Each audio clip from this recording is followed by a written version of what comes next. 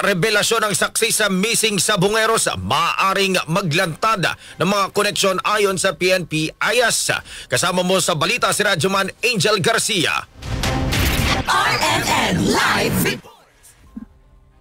Naniniwala ang Philippine National Police Internal Affairs Service na maring magturo ng linkages o koneksyon sa mga insidente ng pagdukot at pagpatay sa missing Sabongero ang testimonya ng whistleblower sa kontrobersyal na kaso na si Alias Totoy. Ayon kay PNP IAS Inspector General Attorney Brigido Dulay, ngayon lamang may lumutang na whistleblower sa kaso na kaiba sa naging investigasyon ng Senado. Gayunman manatiling walang sustansya o walang saysay ang mga pahayag ni Alias Totoy kung hindi naman ito sasamahan ng sinumpaang salaysay. Samantala umarangkada na ang case build-up ng PNP IAS laban sa mga sangkot na pulis. Sa ngayon, 7 ng pulis ang na-dismiss matapos na mapatunayan na sangkot sa pagkawala ng mga Sabongero. Matatandang idinulihag ni Alias Totoy na inilibing di umano ang mga bangkay ng Sabongero sa Taal Lake. Kasama mo sa DZXL RMN Manila, Radyoman Angel Garcia, Tatak RMN.